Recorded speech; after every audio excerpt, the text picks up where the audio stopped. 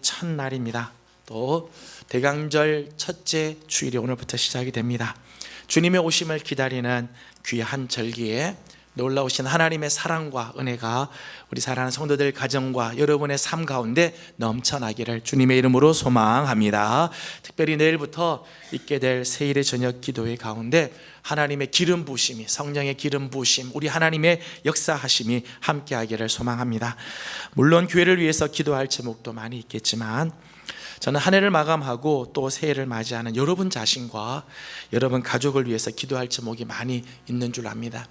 특별히 이번 세일의 저녁 기도의 기간 동안에는 여러분의 기도 제목들, 정말 이번 기간에 하나님께서 응답해 주기를 원하는 기도 제목을 가지고 하나님 앞에 나와 엎드기를 원합니다. 이번 세일의 저녁 기도의 기간 동안 귀한 응답을 받고 또 새 힘을 얻는 축복이 있기를 주님의 이름으로 축원합니다. 한 번도 빠지지 마시고 저녁에 귀한 시간을 우리 하나님께 드림으로 하나님을 만나는, 하나님의 응답을 듣는 귀한 기회가 되기를 바랍니다.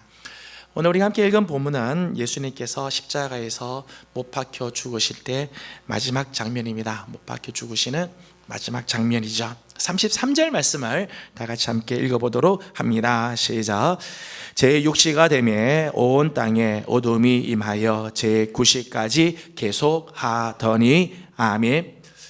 예수님께서는 제3시, 그러니까 오전 9시에 십자가에 못 박히십니다. 그리고 제6시 정오 때까지 십자가 주변에 있는 사람들에게 조롱과 모욕과 멸시를 당하시죠. 그리고 정오부터 제3시, 제9시, 오후 3시까지는 온 땅에 어둠이 깔려서 대낮임에도 불구하고 깜깜한 밤과 같이 되었습니다. 그리고 37절 말씀을 보면 예수께서 큰 소리를 지르시고 숨지시니라. 제9시, 예수님께서 십자가에서 6시간 동안 고통을 당하시고 제9시, 오후 3시에 큰 소리를 내시고는 숨지셨다, 성경은 기록을 합니다. 복음서에 의하면 예수님께서 십자가에 못 박혀 계시는 동안 모두 7마디의 말씀을 하셨습니다. 우리는 그것을 가상칠언이라고 이야기를 합니다. 십자가 위에서 하신 7마디의 말씀, 가상칠언이라고 합니다. 그런데 마태와 마가 보면 마태와 마가는 이 7마디 중에서 오직 하나만을 소개를 해요. 7마디 예수님께서 십자가에서 하신 아주 중요한 말씀인데 마태복음과 마가복음을 보게 되면 그 중에 하나만 소개를 하자. 34절 말씀을 함께 읽겠습니다. 시작. 제9시에 예수께서 크게 소리 지르시되 엘리 엘리 라마 사박다니 하시니 이를 번역하면 나의 하나님 어찌하여 나를 버리셨나이까 하는 뜻이라. 아멘. 여러분, 한 사람이 세상을 살다가 마지막 죽을 때에 남긴 유언, 그것은 그 사람의 일생을 설명해주고 정리해주는 말이 될 것입니다. 마지막 남긴 말, 생애를 마지막 마감하면서 남긴 유언, 그만큼 중요하죠. 그래서 지난 가을에 저희가 이제 어른 성경 학교 하면서도 비문을 한번 써봅시다. 내 비문에는 어떤 글들이 적혀 있기를 원하는가, 또 유언을 남긴다면 어떤 유언을 난 남길까, 이런 것들을 써보는 기회들을 갖기도 하죠. 그만큼 마지막 남기는 말이 참 중요하다는 거예요. 그런데 만일 어떤 사람이 예수를 잘 믿고 살다가 마지막 죽을 때 나의 하나님 어찌하여 나를 버리셨습니까? 하고 유언을 남기고 죽었다면 여러분은 그 사람의 생애를 어떻게 평가하시겠습니까? 한평생 하나님을 잘 믿는 줄 알았는데, 교회 열심히 다니고 예수 잘 믿는 줄 알았는데 마지막에 하나님 어찌하여 나를 버리셨습니까? 하고 생애를 마쳤다면 여러분은 그 사람을 어떻게 생각하겠습니까? 저주스러운 인생을 산 사람, 비참한 마감을 한 사람, 후회스러운 인생을 산 사람, 참으로 불행하고 잘 못 산 사람처럼 생각하지 않겠어요? 그렇다면 마태와 마가는 왜 예수님께서 십자가에서 못 박혀 죽으실 때 마지막 남긴 유언 중에서 엘리 엘리 라마 사박다니, 나의 하나님 어찌하여 나를 버리셨습니까? 하는 이 하나만을 소개를 하고 있을까? 마태와 마가는 이 엘리 엘리 라마 사박단이라고 하는 이 예수님의 이 외침 속에 십자가의 비밀이 있고 십자가의 능력이 있고 거기 하나님의 놀라운 역사심이 있다는 거죠. 마태와 마가는 예수님의 이 외침을 통해서 우리에게 말하려고 하는 것이 과연 무엇일까 하는 것입니다. 첫째는 예수님도 우리와 동일한 고통을 당하셨던 분이라는 거죠. 여러분, 예수님은 하나님의 아들이시니까 이 땅에 계실 때 아무 고통도 받지 않으셨을까요? 하나님의 아들이시니까 이 땅에 계실 때 아무 고통이 없으셨을 것 같습니까? 초기 기독교 때 이단 중에는 가현설이라고 하는 이단이 있었습니다. 가현설은 예수님께서 이 땅에 오셨지만은 예수님이 이 땅에 오신 것은 사실은 가짜로 현현한 거다. 어떻게 하나님의 아들이 사람이 될 수 있느냐? 인간 예수라고 하는 사람 속에 하나님의 아들이 잠깐 들어왔다가 십자가에 못 박힐 때 그것을 떠났다는 거야. 그러니까 하나님의 아들이 이 땅에 현현한 게 아니라 가짜로 나타난 거다라고 하는 게 이게 가현설이에요. 사실은 그렇지 않죠. 히브리서 4장 15절 말씀을 보면 우리에게 있는 대제사장은 우리의 연약함을 동정하지 못하실 리가 아니요 모든 일에 우리와 똑같이 시험을 받으신 이로되 죄는 없으시니라. 예수님께서 이 땅에 오셔서 예수님 우리와 똑같은 시험, 똑같은 시련, 똑같은 고난 당하셨다는 거예요. 예수님도 우리와 똑같은 아픔을 느끼시고 우리와 같은 고통을 당하셨습니다. 특별히 예수님께는 십자가에서 육체적인 고통만이 아니라 버림당하는 아픔을 당하셨어요. 버림당하는. 심리학에서 보면 우리 인간이 일생을 사는 동안 느끼는 충격지수, 우리가 이 땅을 살아가는 동안에 마음이 정말 고통스러운 그 고통의 지수를 보게 되면 가장 높은 게 충격지수, 고통지수 제일 높은 게 뭔가 하면 육체적인 고통이 아니고요, 사랑하는 자로부터 버림받을 때가 가장 충격적이라. 사랑하는 자로부터 버림받을, 배우자로부터 버림을 당하거나 부모로부터 버림을 당하거나 친구의 배신으로 인해서 버림을 당하거나, 버림당할 때의 그 고통, 충격이 가장 고통스럽다는 거예요. 예수님께서 십자가에서 이런 고통을 당하시죠. 예수님은 세상의 모든 것이 당신을 향해 등을 돌리시는, 세상의 모든 것들이 다 예수를 향해 등을 돌리는 그런 아픔을 경험하셨습니다. 열렬히 환호하던 그리고 따라오던 이 무리들의 변심, 3년 동안 예수님과 함께했던 제자들의 외면, 해조차도 그 빛을 감추고 어두워지는 모습, 무엇보다도 예수님은 하나님으로부터 버림을 당하는 아픔을 맛보셨습니다. 삼위일체 하나님으로서 성부 하나님과 완전하고도 영원한 교제 속에 거하시던 성자 예수님, 아버지로부터 온전한 사랑을 받으시고 아버지의 기쁨이셨던 아들 예수님이 그 하나님으로부터 버림을 당하셨다는 거예요. 얼마나 고통스러웠겠어요. 예수님은 우리가 이 땅에서 당하는 모든 고통을 십자가에서 다 맛보셨다는 거죠. 두 번째는, 그래서 우리의 고통을 가장 잘 아시는 분은 오직 예수 그리스도밖에 없다는 거예요. 오늘 나의 아픔을 가장 잘 아시는 분, 오늘 나의 이 고통을 가장 잘 이해하시는 분은 예수님밖에 없다는 거예요. 여러분, 오늘 예수님께서 십자가에서 엘리 엘리 라마 사박다니 하실 때 사람들의 반응들을 보십시오. 오늘 예수님께서 십자가에서 엘리 엘리 라마 사박다니 막 고통스러운 이 비명의 소리를 지르는데 그 소리를 듣는 사람들의 반응들을 보세요. 35절 말씀을 읽어보도록 합니다. 35절입니다. 시작. 곁에 섰던 자 중 어떤 이들이 듣고 이르되 보라 엘리야를 부른다 하고 아멘. 지금 예수님은 엘리 엘리 나의 하나님 나의 하나님 이렇게 부르짖는데 사람들은 뭐라고 듣는가 하면 야 예수가 엘리야를 부른다 그래.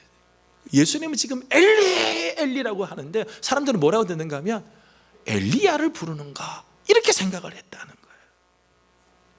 여러분, 사람들이 나의 말을 듣고 있는 것 같아도요, 사람들은요 자신이 듣고 싶은 대로 듣는 거예요. 나는 엘리라고 이야기하는데 사람들은요 엘리야라고 듣는다는 거예요. 참 안타까운 일이죠. 안타까운. 사람들은요 내가 말하는 대로 듣지 않아요. 자기가 듣고 싶은 대로 듣고요, 사람들은 못 알아들어요. 못 알아들어요. 어느 때는요 가족도 내 말을 못 알아들어요. 나는 이렇게 이야기하는데 가족도 못 알아들어요. 친구도 못 알아듣고, 어느 때는 교회 와서 이야기하는데 교우들도 못 알아들을 때가 있어요.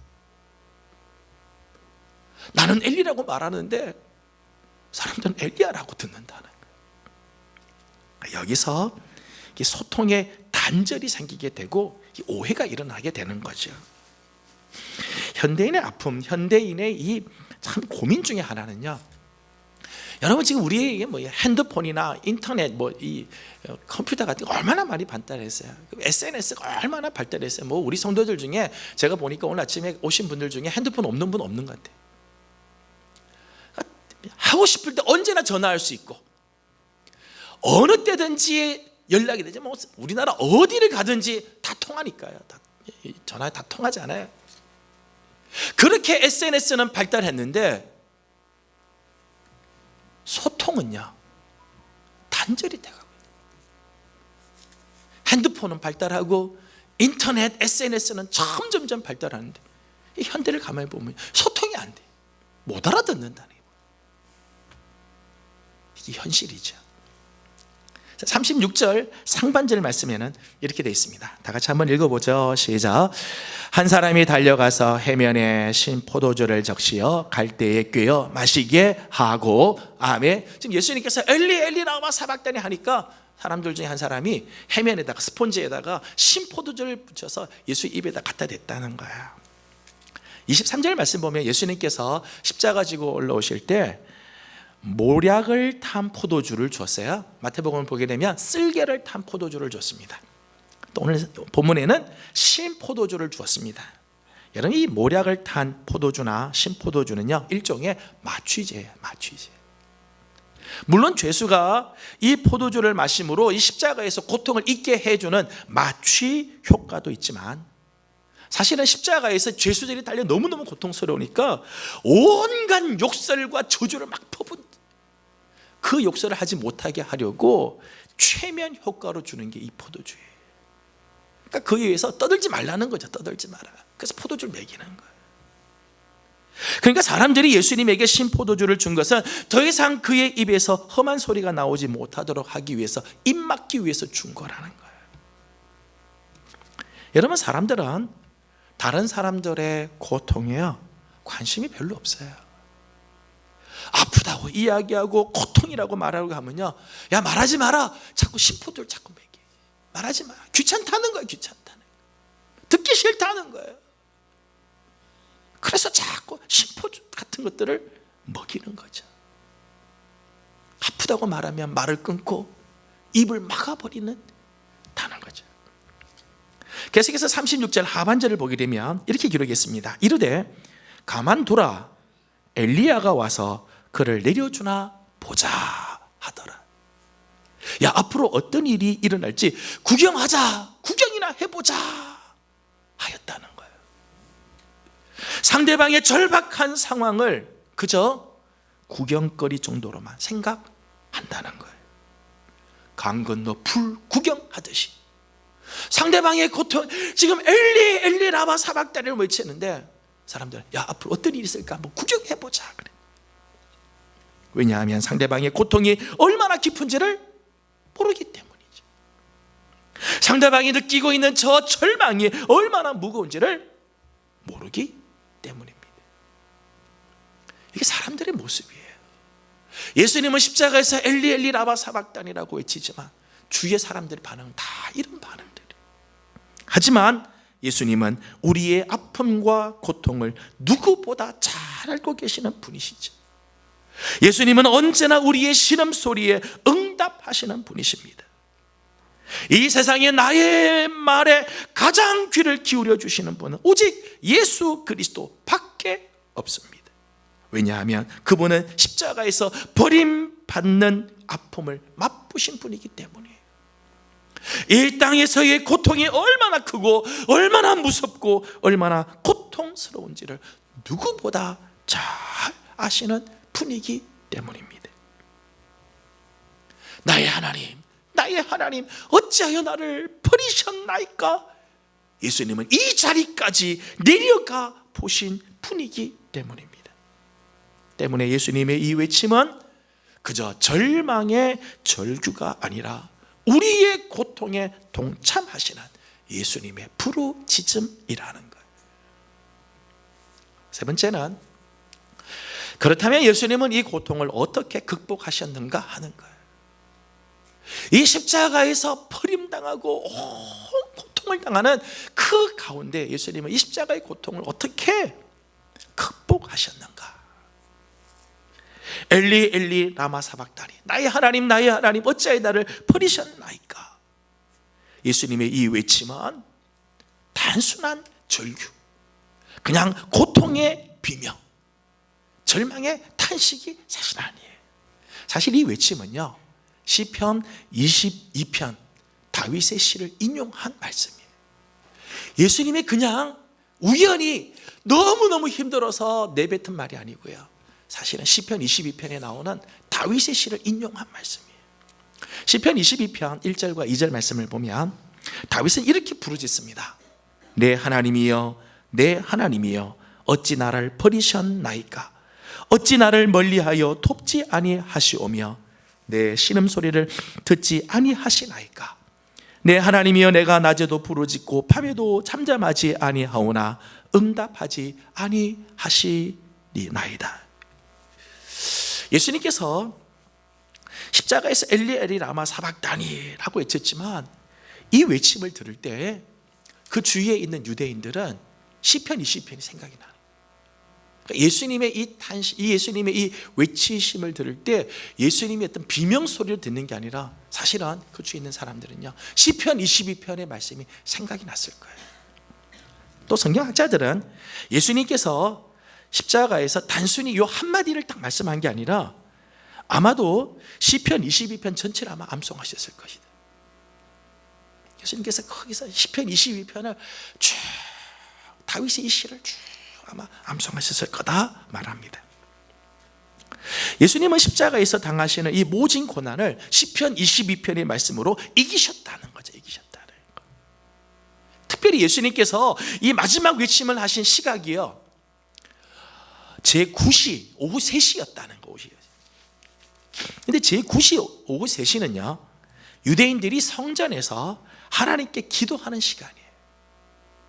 그러니까 제9시에 예수님께서 이 외침을 하셨다고 하는 말씀을 마가가 굳이 하는 이유는 성전에서는 지금 사람들이 하나님께 기도하는 시간에 예수님은 십자가에서 하나님께 기도하고 있었다는 거예요. 그러니까 나의 하나님 어찌하여 나를 버리셨습니까? 하는 이 외침은 그냥 탄식의 절규가 아니라 하나님께 드리는 기도이고 하나님께서 역사하시는 해결의 실마리라는 거예요. 여러분 시편 22편을 보면요 왜 하나님 나를 버리셨습니까? 왜 내 신음소리를 듣지 않으십니까? 왜 나에게 응답하지 않으십니까? 탄식과 절규로 시작하지만 마지막은요 찬양과 찬송으로 끝이 납니다. 시편 22편의 특징이요 탄식과 아픔과 절망으로 시작했다. 마지막은요 찬양과 찬송으로 끝이 나는 시. 시편 22편 22절에서 24절 말씀 보면 이렇게 기록을 했습니다. 다 같이 한번 읽어보도록 합니다. 시작. 내가 주의 이름을 형제에게 선포하고 회중 가운데에서 주를 찬송하리이다. 여호와를 두려워하는 너희여 그를 찬송할지어다. 그는 곤고한 자의 곤고를 멸시하거나 싫어하지 아니하시며 그의 얼굴을 그에게서 숨기지 아니하시고 그가 울부짖을 때에 들으셔도다. 아멘. 절망할 수밖에 없는 상황이지만, 정말 버림받은 것 같은 고통이지만, 그 속에 하나님의 손길이 있고, 그 속에 하나님의 자비하심이 있고, 그 속에 하나님의 은혜가 있음을 믿기에 다윗은 하나님을 찬양한다는 거예요. 이게 시편 22편의 내용이에요. 예수님은 이 마지막 외침, 예수님의 이 마지막 외침은 탄식과 절망과 원망과 두려움의 절규가 아니라 하나님을 신뢰한다는 고백이고, 하나님만 바라보고 있다는 외침이며, 하나님에게만 소망을 두겠다는 결단의 기도였다는 거예요. 내가 버림을 당하는 것 같아도 당신은 나의 하나님이십니다. 나는 당신을 찬양합니다. 나는 하나님을 찬양함으로 이 고난을 이기겠습니다 하는 기도이지. 예수님은 이 부르짖음을 통해서, 이 부르짖음 속에서 오히려 하나님을 만나고 하나님을 신뢰하게 되고 하나님을 찬양하게 되었습니다. 그리고 십자가의 그 모진 고난을 이기고 승리하였습니다. 사랑하는 여러분, 예수님의 이 기도는 예수님의 기도이기만 한 것은 아니죠. 그건 예수님의 기도로 끝나는 게 아닙니다. 이 기도는 오늘 우리에게도 동일한 은혜와 능력으로 다가오는 기도예요. 절망과 고통 중에 있는 자들, 말할 수 없는 고난 속에 숨쉬기조차 힘든 자들에게 실질적으로 힘과 위로를 주는 기도입니다. 올해 나온 책 중에서 교회 오빠 이관희라고 하는 책이 있습니다. 그리고 이 책은 영화로 나왔습니다. 다큐멘터리 영화로 나와서 4년 동안 이분의 삶을 쭉 기록으로 남겨서 영화로 이제 개봉이 되기도 했습니다. 이관희 씨는 36살 때 딸 아이가 출산을 하고 산후조리에서 나온 지 한 달 만에 대장암 4기 판정을 받습니다. 대장암. 지금 각 결혼해서 이제 아기가 낳고 산후조리에서 나온 지 한 달 만에 대장암 4기 판정이 나고, 얼마 있지 않아서 갑작스런 자기 어머니의 자살 소식을 듣습니다. 12번의 항암 치료를 받으면서 잘 이겨냈어요. 항암 치료가 종료된 지 일주일 채 되지 않아서 이번엔 자기 아내가 혈액암 4기 판정을 받습니다. 잠시도 숨 쉴 틈 없이 밀려오는 이 고난의 연속, 그 고난 속에 그 고난을 극복하는 부부의 고백이 이 교회 오빠라고 하는 책입니다. 잠깐 영상을 조금 보고 말씀을 맺도록 하겠습니다.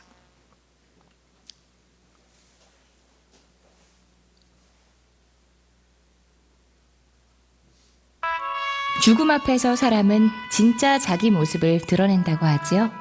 마지막 순간에는 거짓말을 할 수 없으니까요. 여기 이해할 수 없는 고통 속에서도 끝까지 믿음을 지킨 한 사람이 있어요. 예수님이냐고요?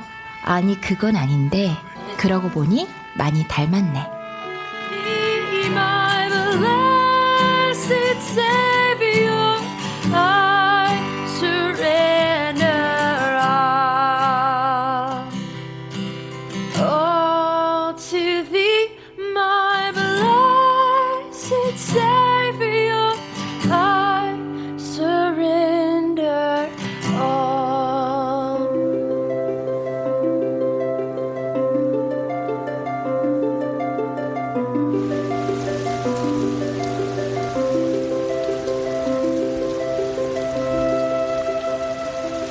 명문대를 졸업한 능력 있는 연구원 남편, 피아노를 전공한 예쁜 아내, 곧 태어날 사랑스러운 아기. 그림같이 단란한 가정에 폭풍이 닥친 건 딸 소연이를 낳고 산후조리원에서 나오던 행복해야만 했던 그날. 남편한테 전화가 왔어요. 그래서 남편의 사기 대장암 소식. 지금 애 태어난 지 100일도 안 돼, 한 달도 안 됐는데 무슨 대장암. 연이은 어머니의 갑작스러운 죽음. 세르마가 이미 하셨죠. 그 옷걸이에 이렇게 목을. 왜 그러셨어요? 검사한 데서는 특별한 이상 없습니다. 힘겨운 항암 치료를 마치자마자 들려온 아내의 혈액암 사기 판정.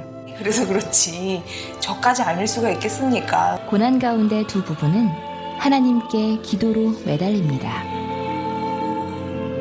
이해할 수 없는 고난 속에 이관희 집사는 욥이 됩니다.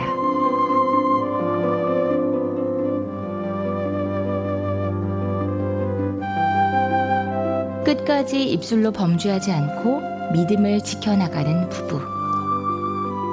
내가 암이라는 질병도 주님이 주신 축복이라고 생각하고 잘 견디고 있는데 자기를 시험하지 말아달라고 주님. 하나님께서 주신 것과 빼앗으신 것을 생각해 봤을 때 결국 플러스라는 마음의 고백을 할 때는 전율이 일기도 하는데요. 내 삶을 전체를 봤을 때 내가 받은 은혜들이랑 이런 걸 다 계산해 보면 감히 하나님께 원망을 할 수가 없다라는 게 이제 제 결론입니다.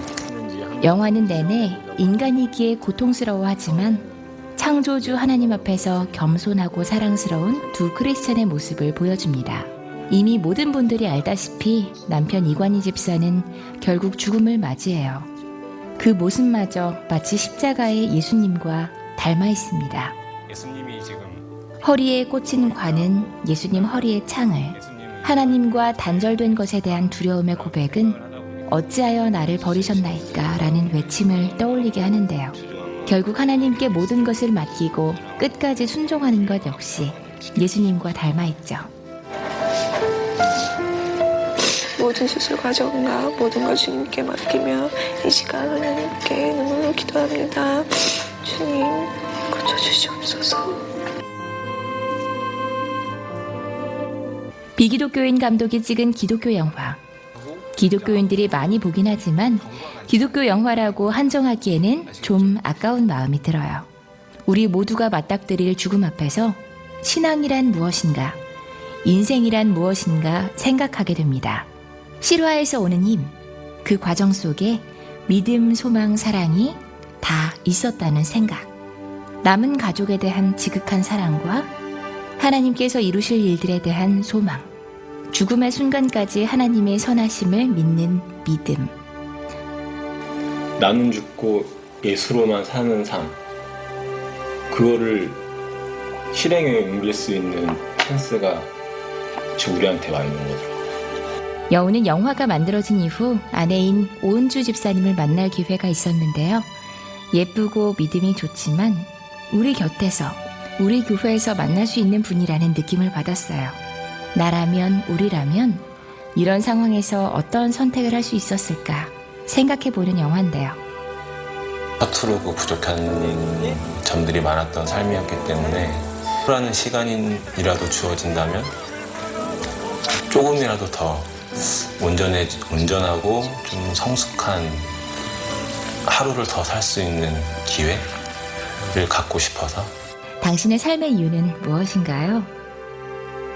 나도 모르게 숨을 쉬고 아침에 일어났으니까 그냥 살아가는 것이 아니라 내 삶 속에 숨어있는 하나님의 뜻을 발견하는 소중한 이 순간이 되시길 바랄게요.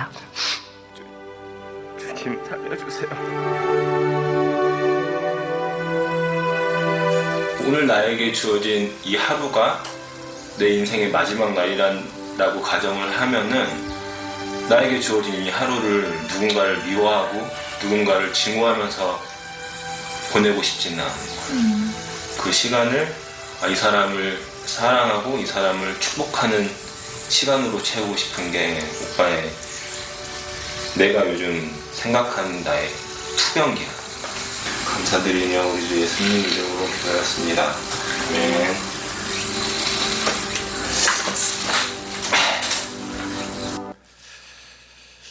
저는 이 영화를 보면서 목사로서 좀 부끄러운 마음이 들었습니다. 36살, 저하고도 20년 어린 세대. 저는 목사고 거기는 집사고요. 근데 그 고난에서 정말 나의 하나님 어찌하여 나를 버리셨습니까 하는 그 말씀을 정말 붙들고 살았던 사람. 저는 예수님의 이 탄식, 예수님의 이 외침이 공허한 외침, 2000년 전에 그 예수님이 그냥 하셨던 말씀이 아니라 정말 그 말씀 속에는 능력이 있고, 그 말씀은 오늘 우리를 살아나게 하고, 그 말씀은 오늘 우리에게 위로를 주는 능력의 말씀이라고 믿습니다. 저는 성도들이 그 말씀을 붙들고 살아가기를 소망합니다. 우리가 사는 동안에 때로는 이해할 수 없는 고난, 감당하기 힘든 고난, 받아들이기 어려운 역경이 다가올 때가 있습니다. 정말 하나님이 나를 버리신 것 아닌가 의심이 들 때가 있습니다. 정말 힘드시면 나의 하나님 어찌하여 나를 버리셨나이까 외치십시오. 하지만 낙심하거나 절망하지 마시고 우리 하나님을 바라보시기를 바랍니다. 저는 이 형제의 모습을 보면서 제가 굉장히 감동이 된 게 있었습니다. 마지막 죽음의 현장, 정말 힘든 상황에도 침대 위에다가 적어놨어요. 내가 하나님을 바라봅니다. 매일 눈을 뜨면서 정말 그 고통 중에 나는 하나님을 바라봅니다. 저는 우리 성도들이 낙심하지 말고 절망하지 말고 우리 하나님을 바라보기를 소망합니다. 여러분의 고통을 가장 잘 알고 계신 분은 우리 하나님이십니다. 탄식과 절규가 터져나올 때는 하나님을 신뢰하고 찬양하기를 바랍니다. 하나님은 절대로 당신의 자녀를 포기하지 않으시고, 하나님께서는 사랑하시며 끝내 당신의 영광으로 우리를 불러주시는 아버지이십니다. 우리에게 구원의 손길을 내밀어 주시는 전능하신 하나님이십니다. 저는 그 하나님을 신뢰하고 그 하나님을 붙잡는 성도들이 되기를 소망합니다. 오늘부터 시작되는 2019년 대강절 귀한 절기, 특별히 내일부터 시작되게 될 세일의 저녁 기도회 기간 동안 우리 하나님을 바라보면서 기도하며 찬양함으로 우리에게 다가오는 환난과 역경을, 그리고 그 탄식을 이겨나가는 성도들이 다 되어지기를 주님의 이름으로 축복합니다. 기도하겠습니다. 귀하신 하나님, 오늘 우리에게 정말 힘든 문제들, 정말 감당하기 어려운 문제들이 있을 때가 있지만 우리 주님 하나님을 바라보고 하나님을 신뢰하고 찬양한 것처럼 우리에게도 이런 용기를 허락하여 주시옵소서. 예수님의 이름으로 기도하옵나이다. 아멘. 다 같이 일어나